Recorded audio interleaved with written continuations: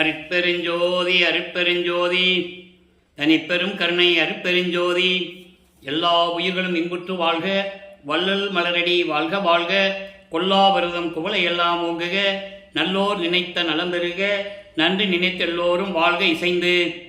உலக மக்களே, அறிவார்ந்த அன்பர்களே, ஆண்மநேய ஒருமைப்பாடுடைய அன்பர்களே, அருட்பெருஞ்சோதி ஆண்டவருடைய திருவிளையாடல்களை பார்த்து கொண்டிருக்கிறோம்.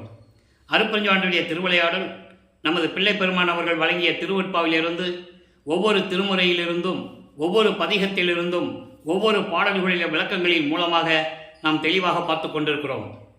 அருட்பெருஞ்சோதி ஆண்டவருடைய திருவிளையாடல் இந்த பூலோகத்தில் நடப்பதற்கான காரணங்களையும் நாம் பார்த்து கொண்டிருக்கிறோம். காரணங்கள், ஒன்றாவதாக, இந்த பிரபஞ்சம் தோன்றிய காலத்திலிருந்தே தோன்றிய 4 யுகங்களிலுமே, கிரேத யுகம், திரேத யுகம், துவார யுகம், கலியுகம், இந்த 4 யுகங்களிலுமே தோன்றி ஒவ்வொரு யுகத்திற்கும் ஆயுள் காலம் உண்டு. நான் ஏற்கனவே விளக்கம் கொடுத்ததுக்காக மறுபடியும் சொல்ல வேண்டிய ஒரு கடமை இருக்கிறது.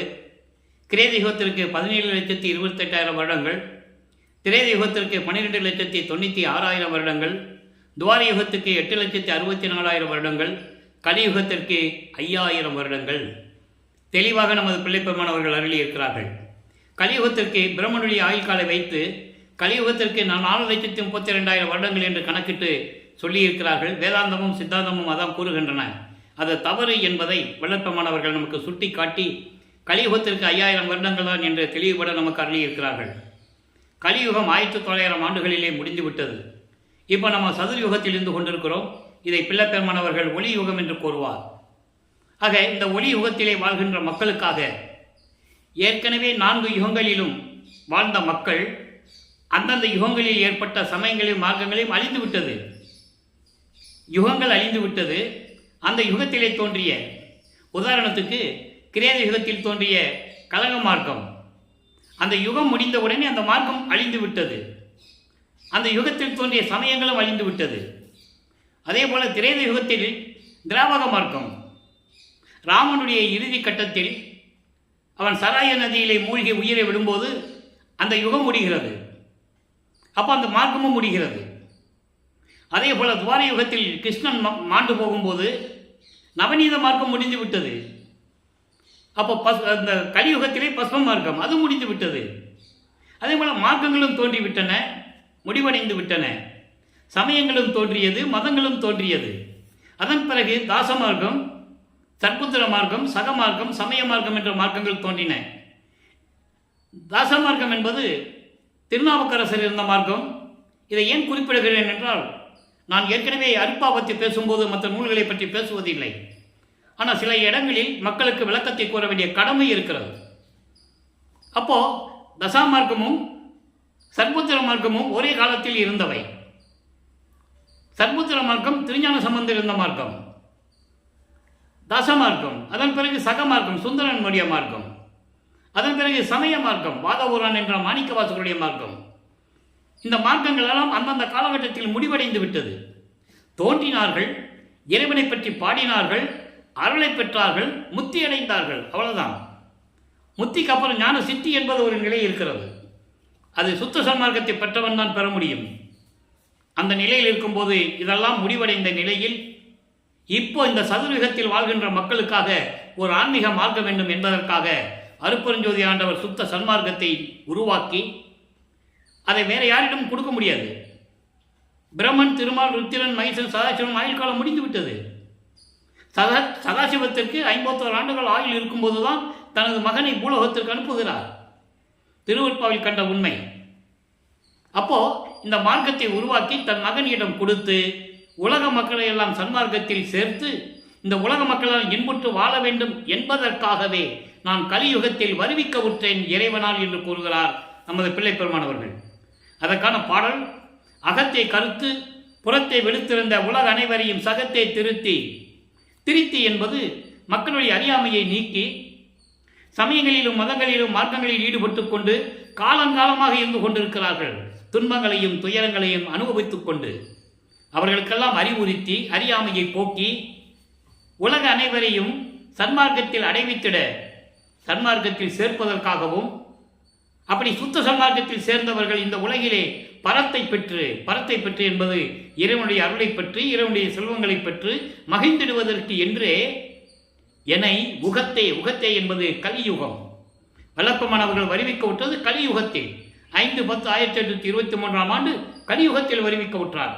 அதான் சொல்றார், என்னை உகத்தே இறைவன் வருவிக்க விட்டேன், அருளை பெற்றேனே என்று கூறுவார்.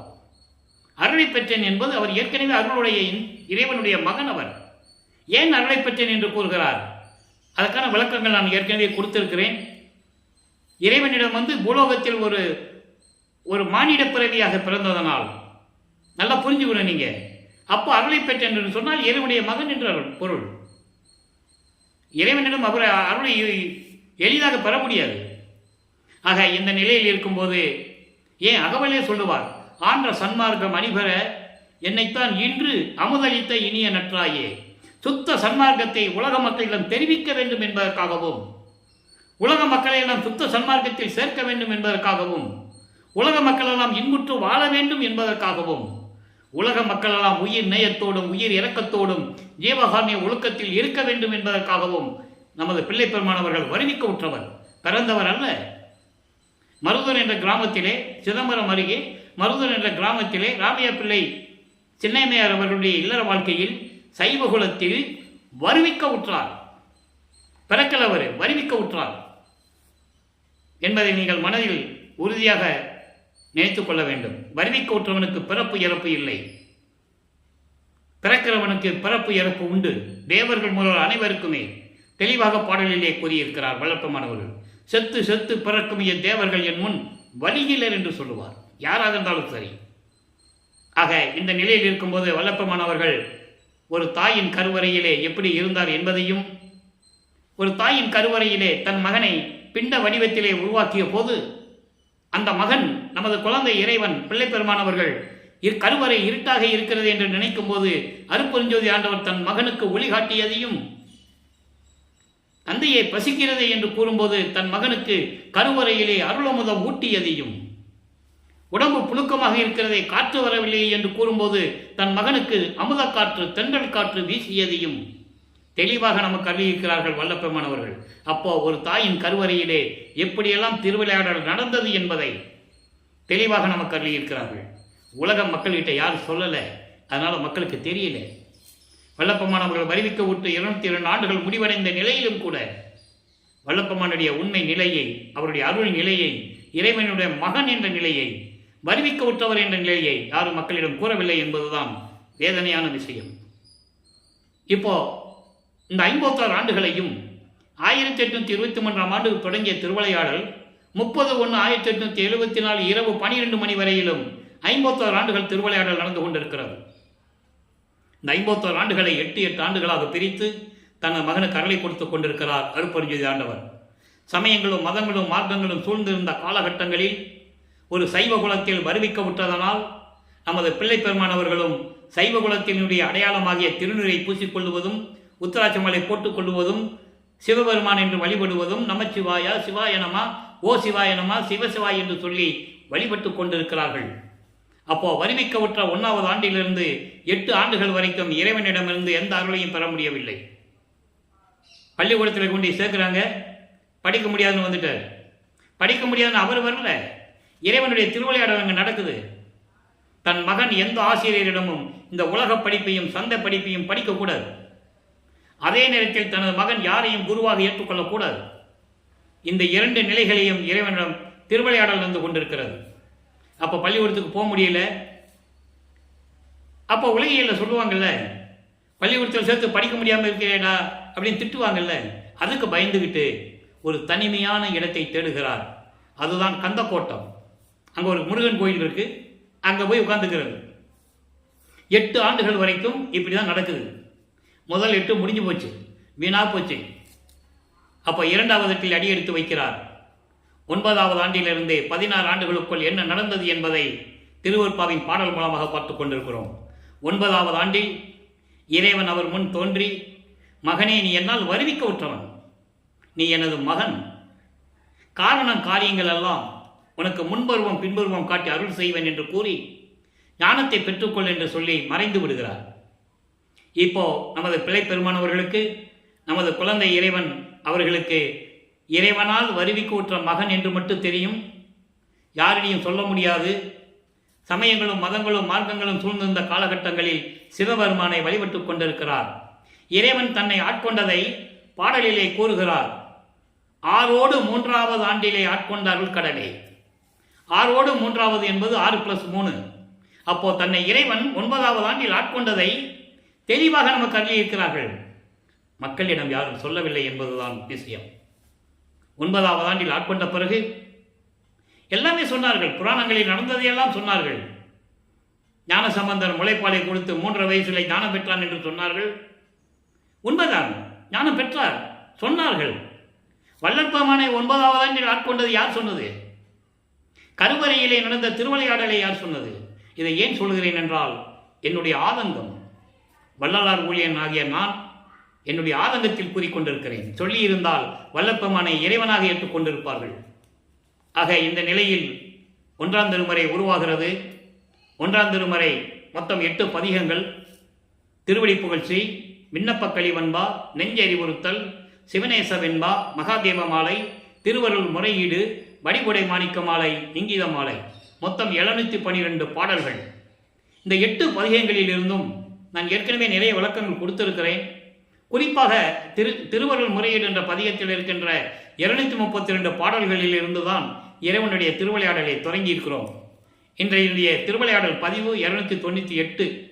இதுவரை 297 எபிசோட போட்டிருக்கோம். இன்னைக்கு 298வது பதிவை நல்லா கவனிங்க. இப்போ வல்லப்பமானவர்கள் 9வது ஆண்டிலிருந்து 12 ஆண்டுகளுக்குள் இருக்கும்போது முதல் திருமுறையிலே எப்படியெல்லாம் சிவபெருமானிடம் முறையீடு செய்தார் என்பதை 232 பாடலுடைய விளக்கங்களில் இருந்து பார்த்து விட்டோம். அப்போ சிவபெருமானை பற்றி பாடியாச்சு, அருள் கிடைக்கல. அப்போ அவருக்கு ஒரு ஏக்கம் இருக்கு. ஒருவேளை அம்மையை பற்றி பாடினால் அருளை பெற்று விடலாம் என்று சொல்லி வடிவுடை மனை பற்றி பாடுகிறார். வடிவுடை மாணிக்க மாலை உருவாகிறது. மொத்தம் 100 பாடல்கள். இதுவரை 73 பாடலுடைய விளக்கங்களை பார்த்திருக்கிறோம். இன்று 74வது பாடல். பாடலை நல்லா கவனிங்க. வேதங்களாய் ஒற்றி மேவும் அன்பர்களை ஏற்கனவே நான் கூறியிருக்கிறேன். நான் தமிழ் இலக்கணம் இலக்கியம் படித்தவன் அல்ல. இறைவனுடைய திருவிழால் பெற்ற விளக்கத்தை தான் உங்களிடம் கூறிக்கொண்டிருக்கிறேன். இது இறைவன் கொடுத்த விளக்கம். இதில் கற்பனையோ கதையோ எதுவும் கிடையாது. வேதங்களாய் ஒற்றி மேவும் சிவத்தின் விளைவு அருளாய் பூதங்களாய் பொறியாய் புலனாகி புகழ் கரண பேதங்களாய் உயிர் ஆகிய நின்னை இப்பேதை என் வாய்வாதங்களினால் அறிவேனோ வடிவுடை மாணிக்கமே. என் தாயே, வடிவுடை அம்மையே, நான் உன் மகன் அல்லவா? உனது கணவனால் நான் வருவிக்கூற்றவன் அல்லவா? எந்த அருளை பெற முடியாமல் நான் தெருவில் நின்று கொண்டிருக்கிறேன். வேதங்களெல்லாம் போற்றக்கூடிய திருவொற்றியூரில் இருக்கின்ற அருளை பெற்று கொண்டு தொண்டர்களுக்கும் அடியார்களுக்கும் அருளை கொடுத்து கொண்டிருக்கின்ற என் அம்மையே, பூதங்களை ஆண்டும், பூதங்கள் என்பது நிலம், நீர், நெருப்பு, காற்று, ஆகாயம். பொறிகள் என்பது கண், காது, மூக்கு, வாய், மெய். புலன்கள் என்பது ஒளி, சுவை, உணர்வு, நாற்றம் என்பது மனம். அந்த கரணங்கள் மனம், சித்தம், புத்தி, அகங்காரம், இதெல்லாம் தத்துவங்கள். இதுக்கு பேர் ஆன்ம தத்துவங்கள் என்று பெயர். பிரமனுக்கு உரிய தத்துவங்கள். பிரமனை உருவாக்கி அவங்ககிட்ட கொடுக்கறதுக்கு முன்னாலேயே இந்த தத்துவங்களை ஆட்கொண்டவர்கள் யார்? அதான் சொல்றாரு, பூதங்களையும் பொறிகளையும் புலன்களையும் அந்த கரணங்களுடைய முரண்பாடுகளையும் வைத்துக்கொண்டு உயிராகிய நின்னை, எல்லா உயிரினங்களுக்கும் உயிராக விளங்கி கொண்டிருக்கின்ற என் தாயே, என்னுடைய வாய் வாக்குவாதத்தினால் உன்னை வெல்ல முடியாது. புலம்பிக் கொண்டிருக்கிறேன். வாய் வாக்குவாதங்களால் உன்னுடைய அருள் நிலையை என்னால் அறிய முடியுமா? புலம்பிக் கொண்டிருக்கிறேன். காரணம், என் அம்மை என்றாவது ஒரு நாள் எனக்கு அருளை கொடுக்க மாட்டாளா என்று ஏங்கிக் கொண்டிருக்கிறேன். வடிவுடை மாணிக்கமே, விரைவில் வந்து எனக்கு அருள வேண்டும் என்று முறையீடு செய்கிறார். ஆக தந்தையிடம் முறையீடு செஞ்சாச்சு. யார்கிட்ட? சிவபெருமான் கிட்ட. நல்லா கவனிக்கணும். அப்போ சிவபெருமான் தான் இறைவன் நினைச்சிட்டு இருக்காரு. அப்போ அவருக்கு சுத்த சன்மார்க்கம் தெரியாது, அருட்பெருஞ்சோதி ஆண்டவர் யாருன்னு தெரியாது. நல்லா புரிஞ்சுக்கணும் நீங்க. ஏன்னா இறைவனை பக்குவப்படுத்துவதற்காக திருவிளையாடல் செய்து கொண்டிருக்கிறார் அருட்பெருஞ்சோதி ஆண்டவர். இந்த நிலையில் இருக்கும்போது இப்போ 13வது ஆண்டில் ஞானத்தை பெற்ற பிறகு முதலாக அவர்கள் குடியிருந்த பகுதியிலிருந்து, அதாவது ஏழுகிணர் பகுதி என்று சொல்வார்கள் சென்னையிலே, வீரசாமி முதலியார் தெருவிலே தான் குடியிருந்தார்கள். உலகியலுடைய பந்தங்களோடு அங்கே தான் நமது பிள்ளை பெருமான் அவர்கள் நமது இறைவனார் இருந்தார். யார்கிட்டையும் நான் இறைவனுடைய மகன் சொல்ல முடியாது. நல்லா புரிஞ்சுக்கணும். நீங்கள் இந்த நிலையில் இருக்கும்போது முதலாக இப்போ அந்த இடத்துக்கு பேர் வள்ளலார் நகர்னு பேர். முதலாக திருவொற்றியூர் செல்லுகிறார். சிவபெருமானை பற்றி, தியாகராஜ பெருமானை பற்றி பாடி எப்படியாவது அருளை பெற்றுக் கொள்ள வேண்டும் என்று நமது குழந்தை இறைவன் கால் வலிக்க நடந்து செல்லுகிறார். அப்போ அவரும் சாதாரண குழந்தை தான் நினைச்சிட்டு இருக்கிறார். எந்த விதமான அருளை பெற முடியாமல் இறைவன் மகன் என்ற நிலையை தெரிந்தும் கூட அவர் நடந்து தான் போறார். அதுக்கப்புறம் தான் அவர் பறந்து போனது. அந்த நிலையில் நம்ம பார்க்க போறோம் இன்னைக்கு. அப்போ போய் பாடுகிறார். மொத்தம் 28 பதியங்களை நாம் பார்த்து விட்டோம். அந்த பதியங்களின் சுருக்கம், சிவபெருமானை பற்றி பாட வேண்டியது, எந்த விதமான அருளையும் கொடுக்கல. உடனே அவர் ஒரு மனசுல ஒரு ஏக்கம், ஒருவேளை திருமுல்லை வாயிலுக்கு சென்றால் அங்கே அருளை பெற்று விடாம என்று சொல்லி திருமுல்லை வாயிலுக்கு போறார். நடந்துதான் போகணும். அங்கே இருக்கிற சிவபெருமானுடைய பெயர் மாசிலாமணி. மாசிலாமணி உருகி உருகி பாடுவார். அந்த பாடல்கள்லாம் பார்க்கும்போது நம்ம கண்ணிலிருந்தே தண்ணி வரும். அவ்வளோ உருக்கமான பாடல்கள். அந்த விளக்கத்தை முழுவதுமாக நாம் பார்த்து விட்டோம். இருந்தாலும் ஒரு சுருக்கத்தை சொல்ல வேண்டிய கடமை இருக்கிறது. நீ என்னை இந்த பூலோகத்துக்கு வருவிக்க செய்துவிட்டு அனாதையாக தெருவிலை விட்டு விட்டாயே, நான் உன்னை பார்க்க வந்தால் ஏன் வந்தேன், எதற்கு வந்தாய் என்று கேட்காமல் ஊமை போல நின்று கொண்டிருக்கிறாயே என் தந்தையே, உன் அருளுக்கு இதெல்லாம் அழகா என்றெல்லாம் கேட்பார். எந்த விதமான பலனும் இல்லை என்பதனால் திருவள்ளித்தாயம் என்ற ஒரு இடத்துக்கு செல்லுகிறார். அது வில்லிவாக்கத்திலிருந்து ஒரு 15 கிலோமீட்டர் இருக்கும் என்று நான் கருதுகிறேன். அங்கே போய் சிவபெருமானை பற்றி பாடுவார். கந்த துணியை கட்டிட்டு இருக்க, உனக்கு வேற உடுக்க துணியே இல்லையா, எனக்கு கூட நான் உடுத்திட்டு நிற்கிறேன். பெற்ற பிள்ளையை, பெற்ற மகனை தெருவில் விட்டு விட்டான் என்று சொல்லி உன்னை இகழ்வார்கள், உன்னை ஏளனமாக பேசுவார்கள். அந்த இழிச்சொல்லுக்கும் பழிச்சொல்லுக்கும் ஆளாகாதே. அதற்கு தான் நான் வருத்தப்படுகிறேன். எனது தந்தையை பழி சொல்லுவார்களே, ஏளனமாக பேசுவார்களே என்று சொல்லிதான் நான் பயப்படுகிறேன். நான் கஷ்டப்படுவதை பார்த்தோ, நான் துன்பப்படுவதை பார்த்தோ நான் வருந்துவதில்லை என்று சொல்லி பாடுவார். எந்த விதமான பலனும் இல்லை. அப்போ அங்கேயே சொல்லிட்டு வந்துடுறார், இனிமேல் நான் திருமுல்லை வாயிலுக்கோ திருவள்ளி தாயத்துக்கு நான் வரமாட்டேன் சொல்லிட்டு, இப்போ தியாகராஜ பெருமானை பற்றி பாடும்போது 29வது பதிகம் தவத்திரும் போற்றல் என்ற பதிகத்திலே 6வது பாடலை பார்க்குறோம். இதுவரை 5 பாடலை பார்த்துட்டோம். இன்னைக்கு 6வது பாடல். இந்த பாடலில் என்ன சொல்றாரு? இப்போ வல்லப்பமானவர்கள் 16 ஆண்டுகளுக்குள் இருக்கிறார், 2வது எட்டில் இருக்கிறார், எந்த விதமான அருளையும் பெற முடியவில்லை இறைவனிடமிருந்து. எப்படி முறையீடு செய்வது பார்ப்போம். மறைப்பை அகற்ற மனத்து உறவோர், மரத்தை அகற்ற மனத்து உறவோர் வாழ்த்த அவருக்கு வான்கதி என் சிறப்பை அளிக்கும் சிவபெருமான் தியாகராஜ பெருமான். சிவபெருமானுக்கு பல பெயர்கள் உண்டு. சிவபெருமான், தியாகராஜ பெருமான், அங்கே சிதம்பரத்தில் நடராஜன், காளகஸ்தி பெருமான், அப்புறம் சொக்கநாதன், இப்படி பல பெயர்கள் உண்டு. மகாலிங்கம். அதான் சொல்றாருங்க, சிவபெருமான் தியாகராஜ பெருமான் திருநடத்தை பிறப்பை அகற்றும் ஒற்றியில் போய் பேரானந்தம் பெற கண்டேன். அவர் பார்த்த உருவத்தை சொல்றார். இன்னும் காட்சி கொடுக்கல, அருளை கொடுக்கல, பொய் சிலையை பார்க்கிறார். கண்டேன் இறப்பை தவிர்த்தேன், அம்மா நான் என்ன தவம் செய்தேனோ. இது பாடல். அதாவது மரப்பை அகற்ற மனத்து உறவோர், உன்னால் ஞானம் பெற்றவர்கள் ஏராளமானவரை சொல்லலாம். இந்த பிரபஞ்சம் தோன்றிய காலத்திலிருந்து எத்தனையோ பேர் ஞானம் பெற்றிருக்கிறார்கள். ஞானம் பெற்றவர்கள் எல்லாம் உன்னை வணங்க அவர்களுக்கு மோட்ச வீட்டை காட்டினாயே. அப்படிப்பட்ட சிவபெருமானே, தியாகராஜ பெருமானே, என் கதி என்ன? பூலோகத்துக்கு போமகன்னு சொன்ன, வந்துட்டேன்ல, இப்ப அருள் கொடுக்க மாட்டேன்னு சொன்ன என்ன அர்த்தம்? அதுக்காக தான் நான் திருவொற்றியூரை பார்த்து உன் உருவத்தை பார்த்தேன், மனம் பூரித்து போனேன், பேரானந்தமாக இருந்தது. உன்னை நினைக்கும் போதே இறப்பை தவிர்த்து விட்டேன் என்று எண்ணம் எனக்கு தோன்றுகிறது. அம்மா நான் என்ன தவம் செய்தேனோ என்று முறையீடு செய்கிறார். நல்லா கவனிக்கணும். இப்போ 16 ஆண்டுகள் முடிஞ்சிருச்சு. 2 எட்டு முடிஞ்சு போச்சு. இப்போ 3வது எட்டு தொடங்குகிறது. 17வது ஆண்டிலிருந்து 24 ஆண்டுகளுக்குள் அந்த 8 வருஷத்துல என்ன நடந்தது? 3ஆம் திருமுறை உருவாகிறது. 19 பதிகங்கள், 235 பாடலுடைய விளக்கங்களை பார்த்துட்டோம். அதனுடைய ஒரு சுருக்கம். அது சொன்னாதான் நம்ம வெளியே அடுத்த ஸ்டெப்புக்கு போக முடியும். இப்போ காலங்கள் மாறுகிறது, காட்சிகள் மாறுகிறது. இப்போ இறைவன் காட்சி கொடுக்கிறார். இவர் தெருவில் நின்று பார்க்குறாரு. நீங்கள் திருவொற்றியூர் போனால் பார்க்கலாம். தெருவில் நின்று பார்த்தாலே கோயில் உள்ள தெரியும், மூலஸ்தானம் தெரியும். பார்க்குறாரு, காட்சி கொடுக்குறாரு, மறைஞ்சிடுறாரு. இப்படியே தொடர்ந்து நடந்து கொண்டு இருக்கிறது. அப்போ அவருடைய மன கஷ்டத்தை, மன துயரத்தை ஒரு நாரையிடம் சொல்லி தூது அனுப்புகிறார். நாரையே, நான் இறைவனால் வருவிக்க விட்டு கூட இறைவனால் அருளை பெற முடியவில்லை. நான் இறைவனை நினைத்து வாடிக்கொண்டிருக்கிறேன், தூங்குவதில்லை, உண்ணுவதில்லை, இப்படியெல்லாம் சொல்லுவார். தன்னை ஒரு பெண்ணாக உருவகப்படுத்தி, அதாவது தன்னை தலைவியாகவும் இறைவனை தலைவனாகவும் உருவகப்படுத்தி தலைவின் மேல் உண்ட காதலை, காதலை, அளவில்லாத காதலை அந்த நாரையிடம் சொல்லி அனுப்புவார்.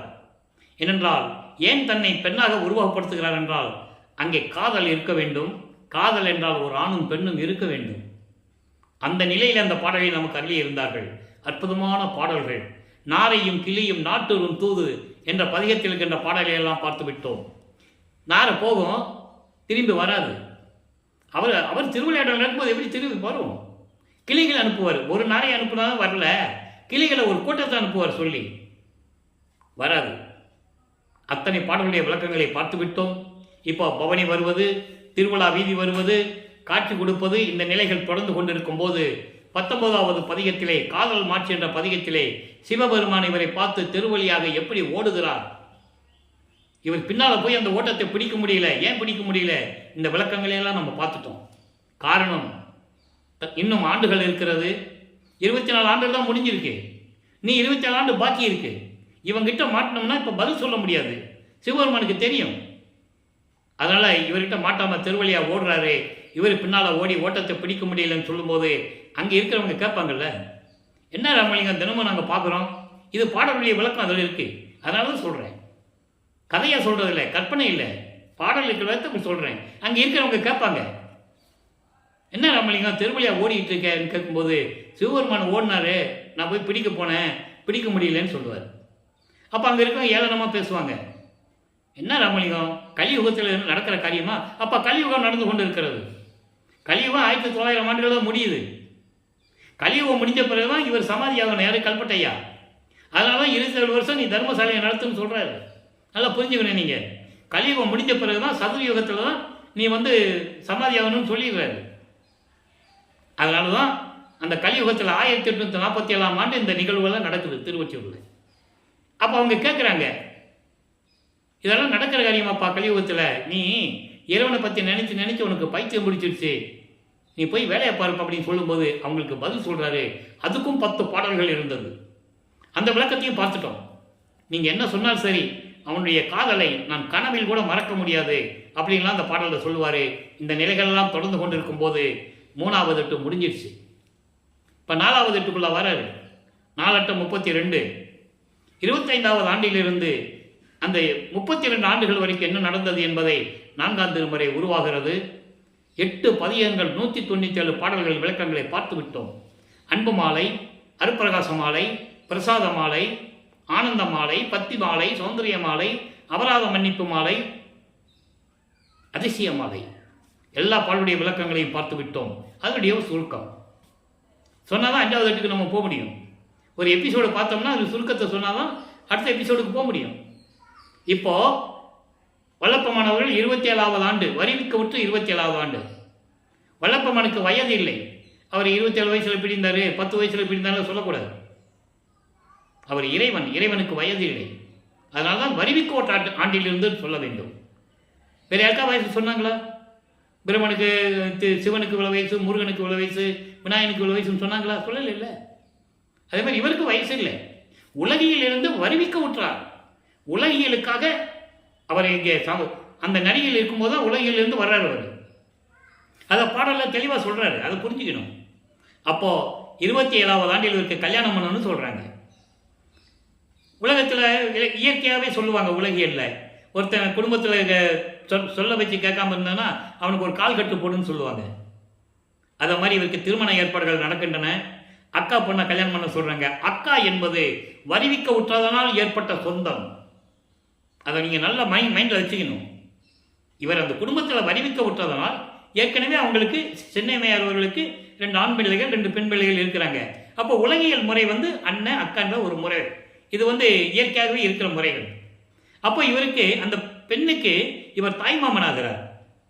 அந்த பெண் யார்? தனக்கோடி அம்மையார். ஏற்கனவே நிர்ணயிக்கப்பட்டது அந்த அம்மாவுக்கு இவர் தாலி கட்டணும், அப்பதான் அந்த அம்மாவுக்கு மோட்ச வீடு கிடைக்கும். பாட்டில் விளக்கங்கள் இருக்கு. ஒரு மாது பெற்ற மகன் பொருட்டாக உவந்து முன்னம் ஒரு மாமனாகி வழக்குரைத்தாய், என் வழக்கு உரைத்ததற்கு 2 நிலத்து போல் வேடகட்டி இருத்திகளோ, திருமால் வணங்கும் பதத்து வா யான் உன் சிறுவன் என்றே. நீ ஏற்கனவே நிர்ணயிக்கப்பட்டபடி நான் செஞ்சுக்கிட்டு இருக்கேன். ஆனால் நீ என்ன சொல்லிட்ட? வேஷம் மட்டும் தான் போடணும்னு சொல்லிட்ட. அதையும் நான் செஞ்சுக்கிட்டு இருக்கேன். அந்த பாட்டில் விளக்கமாக சொல்லுவார். அதனால தான் அந்த அம்மா இவர் வருவிக்க விட்ட குடும்பத்தில் பெண்ணா பிறக்கிறாங்க. அப்போ அந்த பெண்ணுக்கு இவர் தாய்மாமன் ஆகிறார். அப்போ கல்யாணம் பண்ணணும்னு சொல்லும்போது முதல்ல வேண்டாம் தான் சொல்கிறார். சொல்லணும். ஏன்னா அவங்க அப்பா அருட்பெருஞ்சாண்டவர் சம்மதம் கொடுக்கணும். அவர் சொல்லாமல் இவர் தாலி கட்ட முடியாது. இப்போ வழக்கமானவர்களுக்கு அருட்பெருஞ்சாண்டவர் இருக்கிறது தெரியும், சுத்த சன்மார்க்கம் இருக்கிறது தெரியும். இப்போ அவர் இந்து சமயங்களையும் மதங்களையும் மார்க்கங்களையும் விடணும். அதுக்கான ஏற்பாடுகள் நடந்துகிட்டு இருக்கு. அதுக்கு இந்த கல்யாணம் ஒரு முட்டுக்கட்டை, அதையும் முடிச்சாகணும். உடனே அவங்க தந்தையிடமிருந்து அனுமதி பெற்று ஒரு சாமியார்ட்ட கூட்டு போகிறாங்க. அவர் திருவொற்றியூரில் இருக்கிறார். அவர் தான் அருட்பெருஞ்சாண்டவர். அவருக்கு தெரியும். அவர் பேர் ராமலிங்கம் தான். அவர் சொல்லும்போது, மகனே நீ தாலி கட்டாதனால ஒன்றும் இல்லை அப்படின்னு சொல்லிடுவார். தந்தையிடமிருந்து அனுமதி பெற்றதை சந்தோஷமாக ஏற்றுக்கொண்டு திருமணத்திற்கு ஒத்துக்கொள்ளுகிறார். ஏன்னா அவருக்கு தெரியும் தாலி கட்டினால்தான் அந்த அம்மாவுக்கு மோட்ச விட்டு தரணும்னு தெரியும். அந்த திருமண நிகழ்ச்சியிலே பிரம்மன், திருமால், ருத்திரன், மகேஸ்வரன் போன்ற பதத்தலைவர்களும், தேவர் கூட்டத்தை சேர்ந்த 18 கூட்ட தலைவர்களும், இந்திரனும், ரிஷிகளும், முனிவர்களும், சத்தர்களும், சக்திகளும், சித்தர்களும் எல்லாமே வாழ்த்துவதற்காக அந்த திருமண மேடையிலே அமர்ந்திருப்பதை பாடலின் மூலமாக நாம் பார்த்து விட்டோம். கதையல்ல, கற்பனை அல்ல.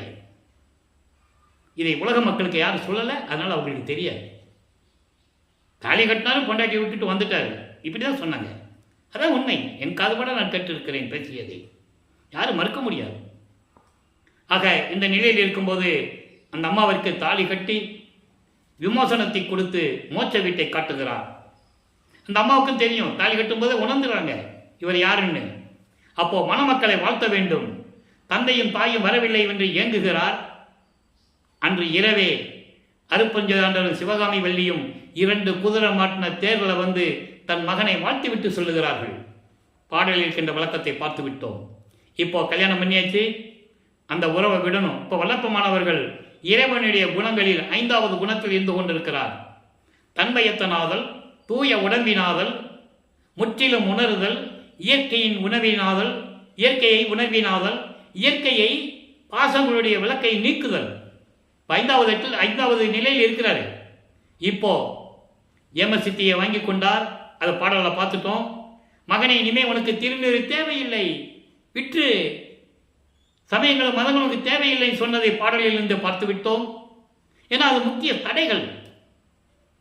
நீங்க விண்ணப்பத்திலே படிக்கலாம். அதை எல்லாமுடைய அருட்பெருஞ்சோதி அற்புத கடவுளே, இது தொடங்கி எக்காலத்தும் சுத்த சன்மார்க்கத்தின் முக்கிய தடைகள், சமயங்கள், மதங்கள், மார்க்கங்கள் என்பவற்றின் ஆசார சங்கற்ப விகற்பங்கள்.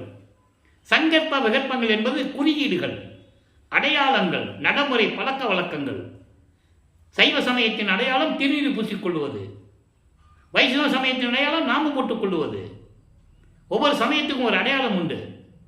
இந்த சங்கற்ப விகற்பங்களை இருக்கக்கூடாது. இந்த ஊதுவத்தி ஏற்றுறது, கற்பூரம் ஏற்றுறது, பூ வச்சு தேங்காய் பழம் வச்சு தேங்காயை உடைக்கிறது, ஆராதனை பண்ணுறது, அபிஷேகம் பண்ணுறது, இந்த நிலைகளெல்லாம் இருக்கக்கூடாது. முக்கிய தடைகள் என்று சொல்லுகிறார் சுத்த சன்மார்க்கத்திற்கு. இந்த உண்மையை புரிந்து கொள்ள வேண்டும். சுத்த சன்மார்க்கம் என்று ஒரு நெறி இருக்கிறது. அந்த விளக்கத்தை நம்ம பின்னால் பதிவு பண்ண போகிறோம். இப்போ இதை மட்டும் தெரிஞ்சுக்கிட்டா போதும். அப்போ எல்லாத்தையும் விட்டுட்டாரு, திருநீர் பூசதை நிப்பாட்டினாரு, உத்தராட்சி மாலையை காட்டி போட்டாரு, வெள்ளாடை போட்டு முக்காடை போட்டு உட்காந்துட்டாரு. இனிமேல் திருவொற்றியூருக்கும் போகக்கூடாது. போனார், வீட்டுக்குள்ளே போனார், ரூம்பை சாத்தினார், கதா போட்டார், தாப்பா போட்டார். இனிமேல் அங்கேயே தாப்பா போட்டார். இனிமேல் திறக்க முடியாதுன்னு சொல்லி தாப்பா போட்டு உட்காந்துட்டார். அருட்பெருஞ்சாண்டவருக்கு நிலைமை புரிந்து விட்டது. மகனுடைய கோபம் நியாயமானது என்று உணர்ந்தார். விண்ணுலகத்திலிருந்து பூலோகத்திற்கு அந்த தெரு வழியாக கால் வலிக்க எப்படி நடந்து வந்தார் என்பதை அருட்பிரகாச மாலையிலிருந்து 100 பாடல்களின் விளக்கத்தை பார்த்து விட்டோம். ஏன் கால் வலிக்க நடந்து வந்தார்? மகனை சமாதானப்படுத்த வேண்டும். இறைவன் நினைச்சா நேரம் வந்து நிற்கலாம்ல வீட்டுக்குள்ள. ஏன் கதவை திறந்து ஒரு காலை உள்ள வச்சு ஒரு காலை வெளிச்சு மகனை கூப்பிட்டு கொடுக்கணும்? ரூமுக்குள்ளே போனால் பூட்டிக்குவான், நம்ம வெளியே போக முடியாது. 32 வருஷம் தான் ஆக போகுது, இன்னும் 19 வருஷம் பாக்கி இருக்கு.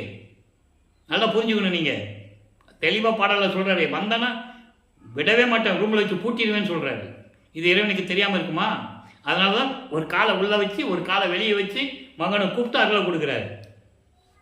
ஆக எல்லா அருளையும் பெற்றுக்கொண்டார், ஏம சித்தியை பெற்றுக்கொண்டார், தத்துவங்களை கடக்கின்ற எல்லா சக்தியையும் பெற்றுக்கொண்டார், 3 தேகங்களையும் பெற்றுக்கொண்டார். சுத்த தேகம், பிரண தேகம், ஞான தேகம், போகாப்புடல், வேகாக்கால், சாகாத்தலை. அதில் ஒவ்வொன்றும் முதல் எடுத்துருங்க. சாவே போன்னு இருக்கும்.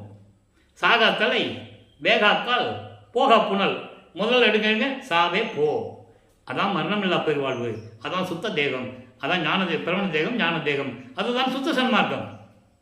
அப்போ இந்த நிலைகளெல்லாம் பெற்ற பிறகு, இறைவன் வந்து அருளை கொடுத்த பிறகு 33வது ஆண்டில், இப்போ வல்லப்பமானவர்கள் 5வது எட்டில் இருக்கிறார். 33வது ஆண்டிலிருந்து 40 ஆண்டுகளுக்குள் என்ன நடந்தது என்பதை திருவிற்பாவின் பாடல் மூலமாக நாம் பார்த்து விட்டோம். அதனுடைய ஒரு சுருக்கம் இது சொன்னால்தான் அடுத்த பதிவுக்கு நம்ம போக முடியும். அடுத்த 8 ஆண்டுக்கு என்ன நடந்துன்னு சொல்ல முடியும். இப்போ 33வது ஆண்டில் முதலாக முக்காடு போட்டுக்கிட்டு அந்தங்களை கடந்து, அண்டங்களை கடந்து, சரியை கிரிய யோகம் என்ற 12 நிலைகளை கடந்து, பரவெளி, பரம்பரவெளி, பராவெளி, பெருவிரவெளி, பெருசுகவெளி வெளிகளை எல்லாம் கடந்து அங்கே சுத்த சிவஞான வெளியில் இருக்கின்ற சத்தியஞான சபைக்கு சென்று கொண்டிருக்கிறார். பறந்து சென்று கொண்டிருக்கிறார். எல்லா உலகங்களும் இருக்கிறதா பார்க்குறாங்க. அங்கே போய் பார்த்தா தேவர்கள், பிரம்மன், திருமால், ருத்திரன் அவங்க எல்லாமே வெளியே தான் நிற்கணும், உள்ளே போக முடியாது. கொலையும் புலையும் தவிர்த்தவர்கள் தான் சபைக்குள்ளே போக முடியும்.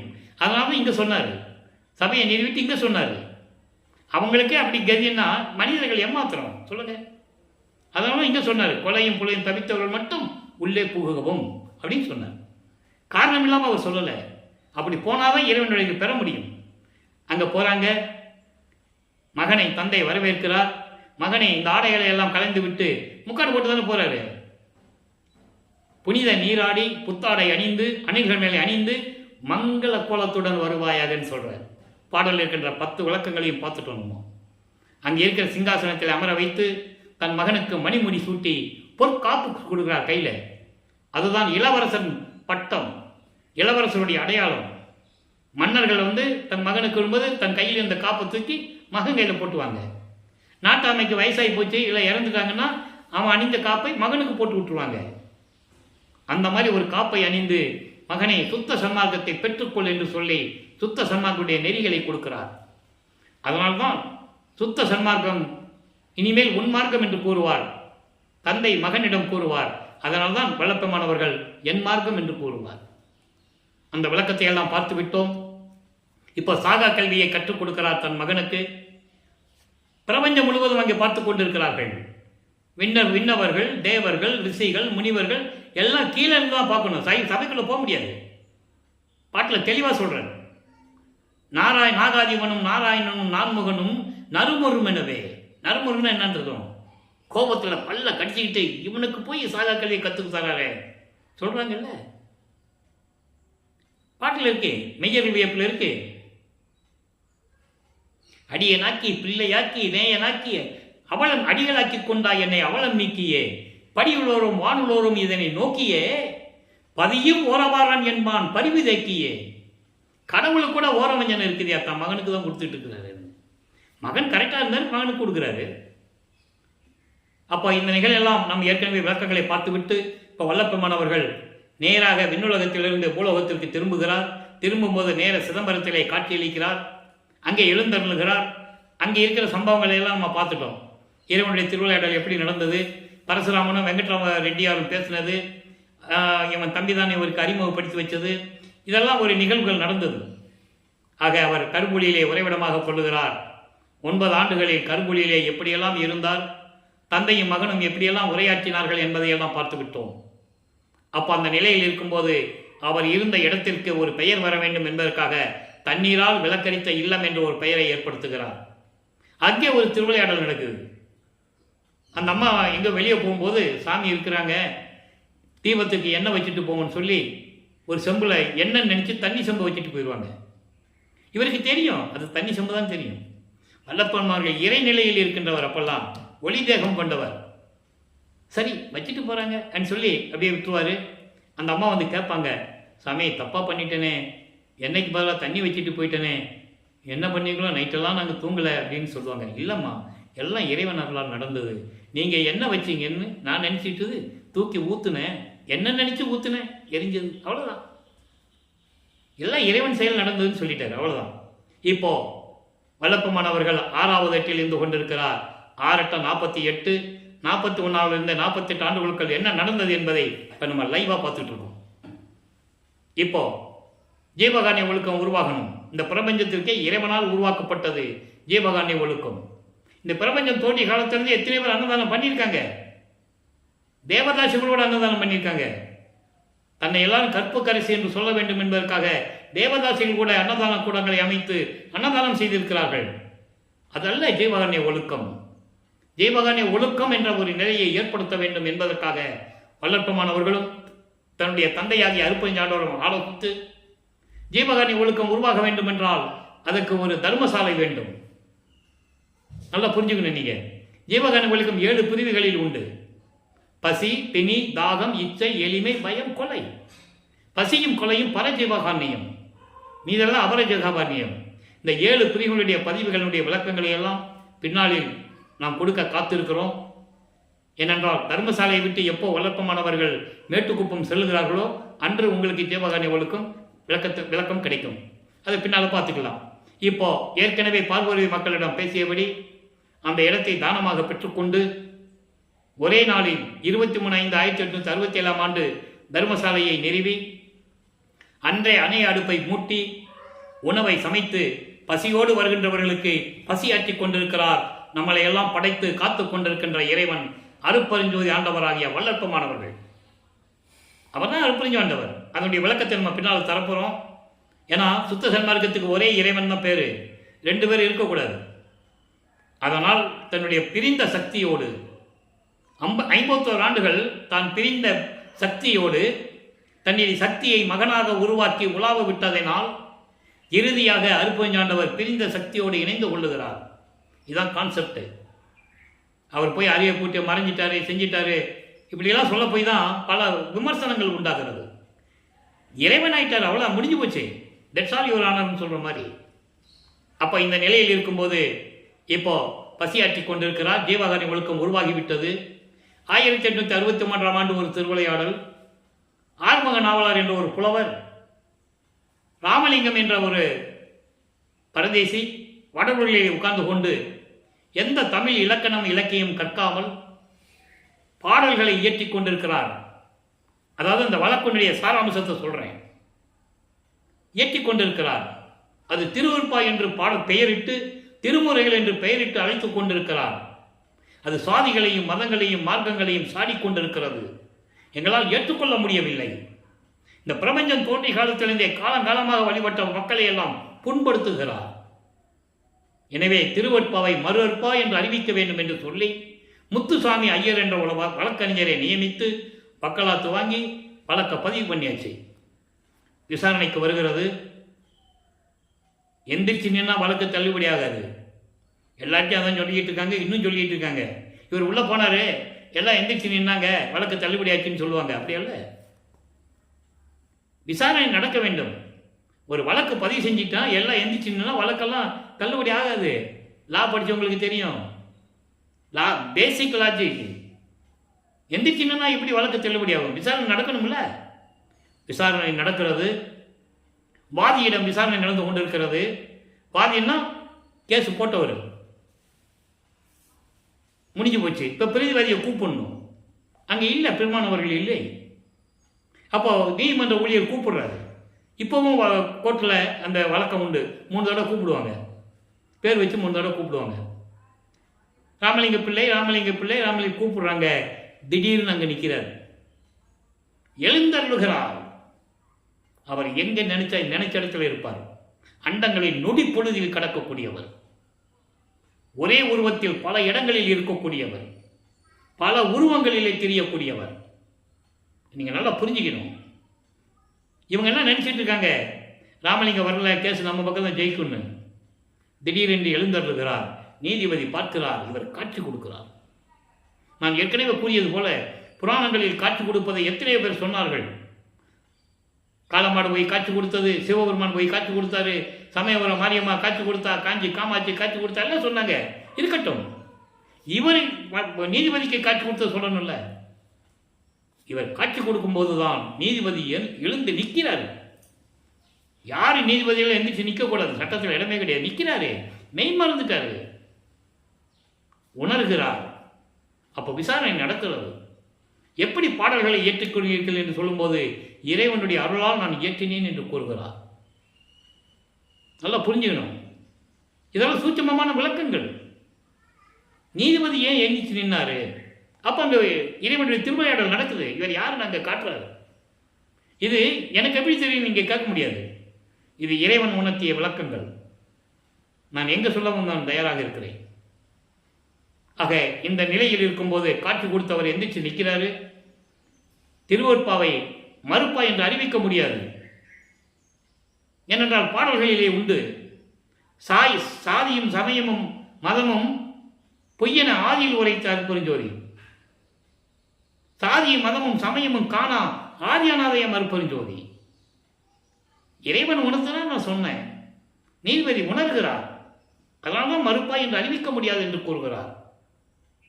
அதன் பிறகு ஞானசரியிலையும் சொல்லுவார்.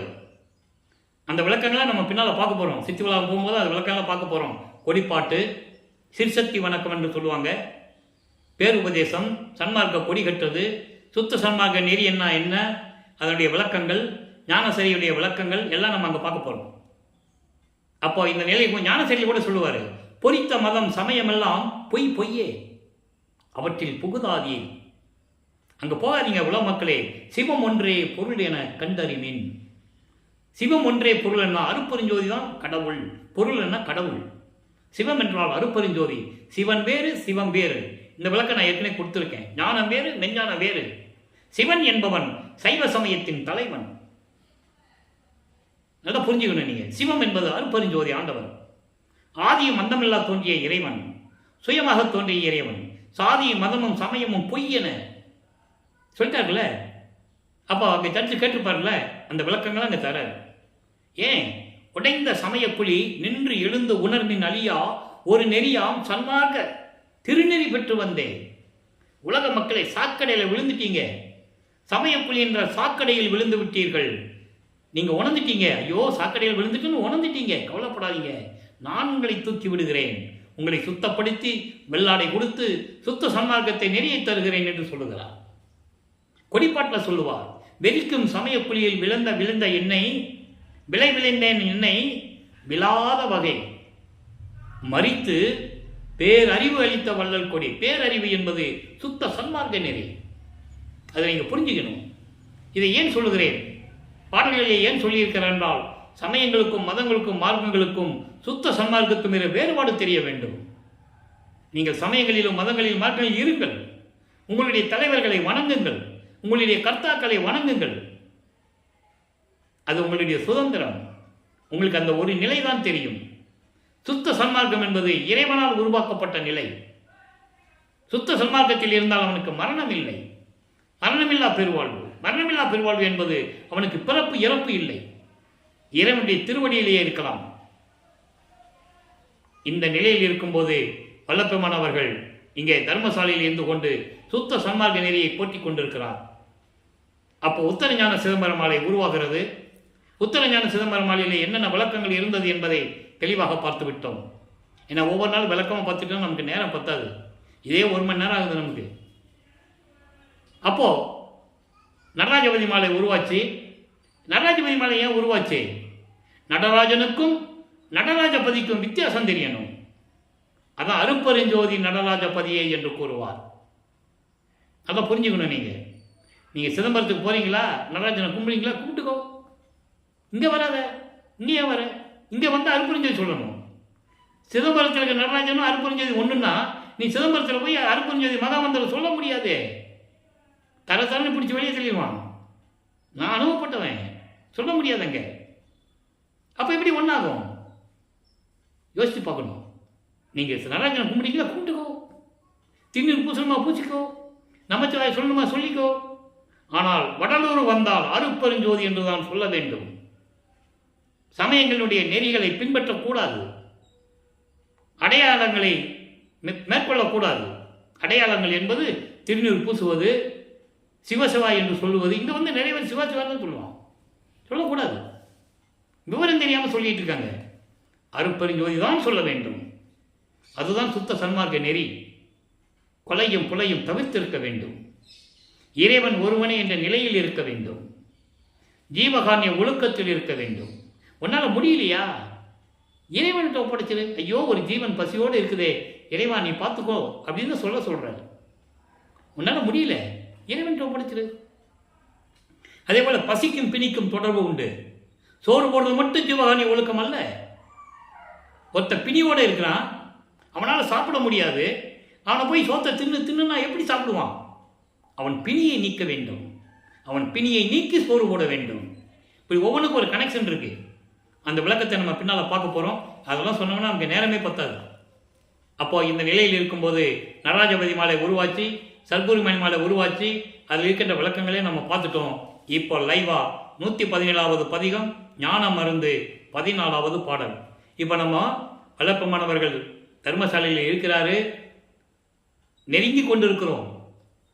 அடுத்து நம்ம மேட்டுக்குப்பம் போகணும். அங்கே என்ன திருவிழா நடந்ததுன்னு சொல்லணும்ல. அதான் சொன்னாரு, சாலை வழியாக சபைக்கு செல்லவும். சாலை வழியாக என்பது 2 விளக்கங்கள் நான் ஏற்கனவே கொடுத்துருக்கேன். தர்மசாலை என்பது பசியை போக்குவது 1. அதன் பிறகு தர்மசாலை என்பது சுத்த சன்மார்க்க நெறி கொண்ட இடம். வீதி என்று சொல்லுவார் சில பாடல்களிலே. வீதியிலே நடந்தேன் என்று சொல்லுவார். வீதியில் நடந்தா தெருவீதியில் நடந்தாரா? இல்லை. சாலையில் நடந்தார்னா சாலையில் ரோட்டில் நடந்தாரா? இல்லை. சாலை என்பது 2 விதமாக பிரிக்கப்படும். அதனால தான் சாலைக்கு வந்து சாலை வழியாக சபைக்கு செல்லவும். பசியை போக்கிக் கொண்டு செல்ல வேண்டும். சாலையிலிருந்து சுத்த சன்மார்க்கத்தை கற்றுக்கொண்டு சபைக்கு செல்ல வேண்டும். ஆக இந்த நிலைகள் எல்லாம் நாம் பார்த்து விட்டோம். இப்போ ஞான மருந்தர் சொல்றாரு 14வது பாடல். நல்லா கவனிங்க, எளிமையான பாடல், விளக்கம் பெருசு. நானும் சுருக்கமாக தான் சொல்ல முடியும், ரொம்ப பெருசு. ஒரு வரைக்கும் விளக்கம் சொல்லணும்னா ஒவ்வொரு வரைக்கும் ஒரு நாள் சொல்லணும். உள்ளத்தில் உள்ளா மருந்து. எவ்வளோ அருமையாக சொல்ற பாருங்க. உள்ளத்தில் உள்ளா மருந்து. என் உள்ளத்தில் இருந்து விலகாத மருந்து. மருந்து என்பது இறைவன், அருட்பெருஞ்சோதி ஆண்டவர். உயிரினுடைய பிணிகளை போக்கக்கூடிய மருந்தாக விளங்கி கொண்டிருக்கின்ற இறைவன். உள்ளத்தில் உள்ளா மருந்து, என் உள்ளத்திலிருந்து விலகாத மருந்து. அதான் அகவல்ல சொல்லுவாரு, எம்மை என்னும் என்னை விட்டு இறையும் பிரியாது அம்மையும் அப்பனுமாம் அருட்பெருஞ்சோதி. அந்தந்த வரிக்கு அந்தந்த பாடல் இருப்பதை இறைவன் உணர்த்துகிறான். நான் உங்களுக்கு சொல்லுகிறேன், எழுதி வைத்து நான் சொல்லுவதில்லை. இது ஏன் சொல்றோம்னா, இறைவன் சொன்னதை நம்ம பிடிச்சிக்கணும். உள்ளத்தில் உள்ளா மருந்து, உள்ளத்திலிருந்து விலகாத மருந்து. அதான் அங்க அகவல்ல சொல்லுவார், எம்மை என்னும் என்னை விட்டு இறையும் பிரியாது அம்மையும் அப்பனுமாம் அருட்பெருஞ்சோதி. எந்த காலத்திலேயும் என் உள்ளத்திலிருந்து சிறிதளவு கூட விலகாமல் இருப்பது என்னுடைய தந்தையும் தாயுமாகிய அருட்பெருஞ்சோதி என்று கூறுவார். அடுத்த வரி பாருங்க, என்றன் உயிருக்கு அனாதி உறவா மருந்து. அனாதி உறவான மருந்து என்னென்ன? அழிவில்லாத இறைவன். என் உள்ளத்தில் இருக்கின்ற இறைவன் அழிவில்லாத இறைவன், சுயமாக தோன்றிய இறைவன். அது ஒரு பாடல்ல சொல்லுவாரு, தாய் வயிற்றில் முளைக்காதவனுக்கு என்று சொல்லுவார். தாய் வயிற்றில் முளைக்காத இறைவன். தாய் வயிற்றில் முளைத்தவனுக்கு இறப்பு பிறப்பு உண்டு. ஆனால் வல்லப்பமான ஒரு தாயிலிருந்து வருவிக்க விட்டது அது இறைவனுடைய திருவிளையாடல் என்பதை தெளிவாக பார்த்து விட்டோம். ஒரு தாய் உணவு உண்டால் அந்த தாய்க்கு உணவு உண்ற சத்து தான் அந்த குழந்தைக்கு போய் சேரும் இல்லையா? வல்லப்பெருமானுக்கு அப்படி அல்ல. இறைவனுடைய அருளமதம் உண்டவர். மதிமண்டல தமதம் தானா சுரக்கம் இருக்கு. பசின்னு சொல்லும்போது உள்நாக்கு வழியா அமுத சுரக்கம் இருக்கு. அவர் விவரம் தெரியாத காலத்தில், அதாவது சமயங்களிலும் மதங்களிலும் மார்க்கங்களில் இருக்கும்போது அவர் உண்ட உணவெல்லாம் அமுதமாயிற்று என்று சொல்லுவார். அதுதான் தத்துவ சித்தி. மற்றவங்க பார்க்குறதுக்கு சாப்பிட்ற மாதிரி தெரியும், ஆனால் சாப்பாடு உள்ளே போகாது. நல்லா புரிஞ்சுக்கணும். நீங்கள் இந்த விட்டலாச்சார படத்துலலாம் பார்த்துருப்பீங்க, வாயை திறந்து அப்படியே உணவெல்லாம் உள்ளே போகும் வாய், அந்த மாதிரி உள்ள போகாது. அவரே சொல்றாரு, நான் உண்ட உணவெல்லாம் அமுதமாயிற்று என்று சொல்லுவார். அப்ப வல்லப்பனுடைய நிலை என்ன? அருள் நிலை, கடவுள் நிலை. அடுத்து சொல்றாரு பாருங்க, அனாதி உறவா மருந்து சொல்லிட்டார்ல, என் தந்தை என்னும் இறைவன் அழிவில்லாத இறைவன். அதான் அனாதி உறவா மருந்துன்னு சொல்றாரு. தெல்ல தெளிக்கும் மருந்து. தெல்ல தெளிக்கும் மருந்து என்ன? சுத்த சன்மார்க்கத்தின் தலைவன். சுத்த சன்மார்க்கத்தின் தலைவன். என்னை சிவமாக்கிக் கொண்ட சிவாய மருந்து சொல்லிட்டாரா? சிவமாக்கிக் கொண்ட, சிவம் என்பது அருப்பெருஞ்சோதி. என்னை அருப்பெருஞ்சோதி ஆக்கி இறைவனாக்கிய மருந்து. அப்படி கடவுள் என்னுடைய தந்தை அருப்பெருஞ்சாண்டவர் என்று கூறுகிறார். இறுதியாக ஒரே ஒரு விளக்கம் நண்பர்களே, நேரம் கடந்து கொண்டிருக்கிறது. 147வது பதிகம் அனுபவ மாலை. இன்னைக்கு 74வது பாடல். அனுபவ மாலை மொத்தம் 100 பாடல்களை கொண்டது. இதுவரை 73 பாடல்களை பார்த்திருக்கிறோம். வடிவுடை மாணிக்க மாலை பார்த்ததற்கும் அனுபவ மாலை பார்க்கறதுக்கு நீங்கள் வித்தியாசம் தெரிஞ்சுக்கணும். அதுக்குதான் அந்த பாடலுக்கு இந்த பாடலுக்கு கனெக்ஷன் இருக்கு. அங்கே சமயங்களையும் மதங்களையும் மார்க்கங்களையும் சார்ந்தவர் நமது பிள்ளை பெருமானவர்கள். அப்போ அவருக்கு தெரியாது. அதான் பேர் உபதேசத்தில் சொல்லுவார், எனக்கு அப்போ அற்ப அறிவாக இருந்ததுன்னு சொல்லுவார். அங்கே கேட்பாங்கல்ல, என்ன சாமி நீயே திருநூறு பூசின, நீயே உத்தராட்சி மாலை போட்ட, நீயே கடுக்காம் போட்டுக்கிட்டு இருந்த, இப்போ எல்லாத்தையும் வேண்டான்ற, எப்படி அது? அப்போ சொல்கிறாரு, எனக்கு அற்ப அறிவாக இருந்தது. ஏன்னா அப்படி சொன்னால் அவனுக்கு புரியும். எனக்கு அறிவில்லைன்னு சொன்னால் அவனுக்கு புரியும். அவங்ககிட்ட போய் எனக்கு மறைப்பு நிலை இருந்தது, எனக்கு அப்போ தெரியாதுன்னு சொன்னால் அவனுக்கு புரியாது. அதுக்கு தனியாக விளக்கம் தரணும். அப்படி நிலைகள் இருக்கும்போது இந்த அனுபவ மாலையிலே என்ன சொல்றார் பாருங்க. அனுபவ மாலை என்பது தன்னை மனைவியாகவும் இறைவனை கணவனாகவும் வர்ணனை செய்து, உள்ளத்தை தோழியாக வர்ணனை செய்து, தோழியிடம் சொல்லுவது போல உலக மக்களுக்கு சொல்லுகிறார். அதான் கான்செப்ட். இப்ப பாருங்க, என்னுடைய தனி தோழி, அதாவது மனைவியிடம் சொல்லுகிறார், என்னுடைய தனி தோழி இது கேள், நீ மயங்கேல், எல்லாம் செய்வல்லவர் என் உயிர் நாயகனார். ரெண்டு வரியா பார்ப்போம். இப்போ என்னுடைய தனி தோழி என்பது, உலக மக்களே நான் சொல்லுவதை கேளுங்கள்.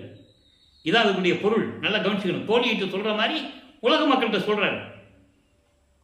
தோழிகிட்ட சொல்லிட்டாரு, தோழியே இது கேளு, நீ மயக்கமடையாதே, எல்லாம் செய்ய வல்ல இறைவன் தான் என்னுடைய இறைவன், என்னுடைய கணவர் அப்படின்னு சொல்றாரு. அப்போ உலக மக்கள்கிட்ட எப்படி சொல்லணும்? உலக மக்களே நான் சொல்லுவதை கேளுங்கள், தயவு செய்து கேளுங்கள். எல்லாம் செய்யவல்ல இறைவன் இருக்கிறாரே அருப்பெருஞ்சாண்டவர், அவர்தான் கடவுள். நீங்கள் மயங்க வேண்டாம், சந்தேகம் அடைய வேண்டாம், சந்தேகப்பட வேண்டாம் சொல்லிட்டு அடுத்து சொல்றாரு பாருங்க. தன்னுடைய திருத்தோலை நான் தழுவும் தருணம், இறைவனுடைய தோலை நான் தழுவும் போது, இறைவனை நான் கட்டி தழுவும் போது, மகிழ்வோடு இருக்கும் போது, தனித்த சிவசாக்கிரம் என்று இனித்த நிலை கண்டாய். இந்த சிவசாக்கிரம் பரசிவசாக்கிரம் 2 நிலைகளை சொல்லுவார். சிவசாக்கிரம் என்பது சிவதுரிய நிலை, பரசாக்கிரம் என்பது துரியாதீத நிலை. இது ஒரு நிலை. சிவசாக்கிரம் என்பது ஒரு நிலை, பரசாக்கிரம் என்பது இதுக்கு மேல்நிலை. இது சிவதுரிய நிலை, அது சிவதுரியாதீத நிலை. நீங்க நல்லா புரிஞ்சுக்கணும். அதான் சொல்றாரு, அவர் தோலை தழுவும் போது நான் சிவசாக்கிரம் என்று இனித்த நிலையை கண்டேன். அந்த துரிய நிலையை நான் கண்டு என் உள்ளம் பூரிப்படைந்தது, நான் பேரின்பமாக இருந்தேன். அடுத்து சொல்லுவார் பாருங்க, பண்ணும் இந்த நிலை பரசாக்கிரமாக உணரேன். பரசாக்கிரம் சிவ துரிய நிலைக்கு அதீத நிலை, துரியாதீத நிலை, பேர் உறக்க நிலை. அதான் இறைவனுடைய நிலை. அப்படி நிலையை யாரும் உணரவில்லை. இந்த பிரபஞ்சத்தில் இருந்தவர்கள் எல்லாம் சிவசாக்கிரத்தோடு போனவர்கள், துரியாத நிலை வரைக்கும் சென்றவர்கள், துரிய நிலை வரைக்கும் சென்றவர்கள். குறிப்பாக சொல்ல வேண்டும் என்றால் நம்ம தத்துவராயர் அவர்கள் அற்புதமான ஒரு மகானவர், ஜீவ சமாதி அடைந்தவர். அவர் துரிய நிலை வரைக்கும் சென்றவர். வல்லப்பெருமானவர்கள் திருவாயால் அவரை பேரிட்டு குறிப்பிடுகிறார். தத்துவராயர் போன்ற எழுந்திருக்கும் மகான்களுடைய இடத்திற்கு சென்று வாருங்கள், தெளிவாக கூறியிருக்கிறார். அதை இதை ஏன் சொல்கிறேன் என்றால், இந்த நிலையை சொல்லும்போது அவரை குறிப்பிட வேண்டிய காலகட்டத்தில் இருக்கிறோம். தத்துவராயருடைய நிலை சிவசாக்கிரம், சிவதுரிய நிலை. அதற்கு மேல் ஒரு நிலை இருக்கிறது, அதை யாராலும் உணர முடியவில்லை என்று சொல்லுகிறார். சிவதுரியாதீத நிலை. அப்படிப்பட்ட நிலையில் அடங்கும் பதியாகும். அந்த நிலையில் இருக்கின்றவர் தான் இறைவன். பதியாகும் புணர்ந்து பண்ணு நிலை மற்றும் இரண்டு நிலையும் கடந்த சிவசாக்கிரம் பரசிவசாக்கிரம் இந்த நிலைகளையும் கலந்து கொள்ளும் போது இந்த ஏற்படுகின்ற சுகம் இருக்கிறதே குருதுரிய மாநிலை. குருதுரிய மாநிலை என்பது சுத்த சிவஞான நிலை. அவன் கடவுள் நிலை அறிந்து அம்மயமாகக்கூடிய நிலை. அதான் கடைசி நிலை. அதான் சொல்றாரு, குருதுரிய மாநிலை என்று உணர்க ஒளிர் மேனியில் இருந்தே. கடவுள் நிலையில் இருக்கும்போதுதான் அந்த குருதுரிய மாநிலை தெரியும். ஆக உலக மக்களே, என்னுடைய இறைவன் அருட்பெருஞ்சோதி ஆண்டவரை நான் தழுவும் போது சிவசாக்கிரத்தை மட்டுமல்ல, சிவதுரிய நிலையில் மட்டுமல்ல, பரசாக்கிரத்த நிலையும் நான் கண்டேன். துரியாதீத நிலை. அப்போ அந்த நிலையில் இருக்கும்போது நான் அடைந்த பேரின்பம் இருக்கிறதே அற்புதமாக இருந்தது. அந்த 2 நிலைகளையும் கடந்த பிறகு குருதுரிய மாநிலை என்பதுதான் கடவுள் நிலை அறிந்து அம்மயமாகக்கூடிய நிலை. அந்த குருதுரிய மாநிலை என்று உணர்க. இந்த 2 நிலைகளை கடந்த பிறகு இதுதான் அந்த நிலை. ஏனென்றால் அந்த குரு நிலையை ஏன் சொல்கிறார் என்றால், அவர் சமயங்களிலும் மதங்களிலும் மார்க்கங்களில் இருக்கும்போது தன் மகன் யாரையும் குருவாக ஏற்றுக்கொள்ளக்கூடாது. வல்லப்பெருமானுக்கு குரு யார்? தந்தையும் குருவாமாகிய அருட்பெருஞ்சோதி ஆண்டவர். சமயங்களிலும் மதங்களிலும் மார்க்கங்களில் இருக்கிறவர்களுக்கு குருக்கள் நிறைய உண்டு. தீட்சிதை வாங்குவார்கள். சுத்த சன்மார்க்கத்தில் தீட்சிதை இல்லை. நேரடியாக இறைவன் தான். இடையில புரோக்கர்லாம் கிடையாது. நேரடியாக இறைவன் அருளை பெற வேண்டியது. அதனால தான் இங்கே சொல்றாரு, குருதுரிய மாநிலை என்று நீ உணர்க ஒளிர் மேனியில் இருந்தே. கடவுள் நிலையை அறிய வேண்டும் என்றால், கடவுள் நிலையை அறிந்து அம்மயமாக வேண்டும் என்றால் இந்த நிலையில் நாம் உணர வேண்டும், அறிய வேண்டும். இந்த பிரபஞ்சத்தில் யாருமே இதுவரையில் இல்லை. நான் ஒருவன் தான் இந்த நிலையில் நான் இருந்து கொண்டிருக்கிறேன் என்று உலக மக்களுக்கு தெளிவாக நமக்கு அருளியிருக்கிறார்கள் என்பதை இங்கே நான் பதிவு செய்ய கடமைப்பட்டிருக்கிறேன். அழித்தல் முதல் தொழிலாம் ஒரு 5ஐயும் தேக்கி அமுது நீசை என்றான். தூக்கி எடுத்தான், அணைத்தான், இரவா தேகம் கொடுத்தான், சிற்றம் வளர்த்து என்கோ பாடல் உண்டு. ஏற்கனவே பிரம்மன், திருமால், ருத்திரன், மகேஸ்வரன் தனித்தனியாக செய்து கொண்டிருந்தார்கள். ஒவ்வொருத்தரும் ஒரு தொழில் தான் செஞ்சாங்க. மகனே, எல்லா தொழில்களையும் நீயே செய்வாயாக. 5 தொழிலையும் ஆக்கி அழித்தல் முதலாம் 5 5ஐயும் தேக்கி அமுது நீசை என்றான். அப்படின்னா எந்த நிலையில் இருக்க வேண்டும்? குருதுரிய மாநிலையில் இருக்க வேண்டும். கடவுள் நிலையில் இருக்க வேண்டும். அப்பதான் 5 தொழில் ஒன்னா செய்ய முடியும். தூக்கி எடுத்தான். எங்கிருந்து எடுத்தாரு? சமயங்களிலும் மதங்களிலும் மார்க்கங்களில் ஈடுபட்டு கொண்ட என்னை அதிலிருந்து தூக்கி எடுத்து அணைத்தான். சுத்த சன்மார்க்கத்தை கொடுத்தான். இரவாத தேகம் கொடுத்தான். இரவாத தேகம் எப்ப பெற முடியும்? சுத்த சன்மார்க்கத்தில் இருந்தால் தான் பெற முடியும். அதான் ஞானசேரியில முதல் பாடல்களை சொல்வார், நினைந்து நினைந்து உணர்ந்து உணர்ந்து நெகிழ்ந்து நெகிழ்ந்து அன்பு நிறைந்து நிறைந்து ஊற்றலும் கண்ணீர் அதனால் உடம்பு நனைந்து நனைந்து. இறைவனை எப்படி உள்ளத்தில் நினைக்கணும், எப்படி உணரணும், இதெல்லாம் செஞ்சாலே கண்ணிலிருந்து தானா தண்ணி வரும், உடம்பெல்லாம் நனையுமா. அப்போ இறைவனை எப்படி கூப்பிட சொன்னாரு? சிவபெருமான் கூப்பிட சொன்னாரா? நடராஜன் கூப்பிட சொன்னாரா? நமச்சிவாயன் கூப்பிட சொன்னாரா? இல்லை. அருளமுதே, நன்னிதியே, ஞான நடத்தரசே, என் உரிமை நாயகனே, என்னை படைத்தவனே என்று சொல்கிறார். என்று வணைந்து வணைந்து ஏத்துதல் நாம் வம்பின். இப்படியெல்லாம் போற்றி போற்றி நாம் வணங்கலாம். வாருங்கள், வம்பின் என்றால் வாருங்கள். உலகீர், உலக மக்களே, மரணமில்லா பெருவாழ்வில் வாழ்ந்திடலாம் கண்டீர். உங்களுக்கு மரணமே இல்லையே. பிணைந்துரையேன், பொய்ப்புகழேன், சத்தியமே சொல்லுகின்றேன். பொற்றவையில் சிற்றவையில் புகுந்தருணம் இதுவே. இப்பதான் நம்ம சபைக்குள்ள போக வேண்டிய நேரம் வந்துருச்சு. வாங்க வாங்கன்னு கூப்பிடுற.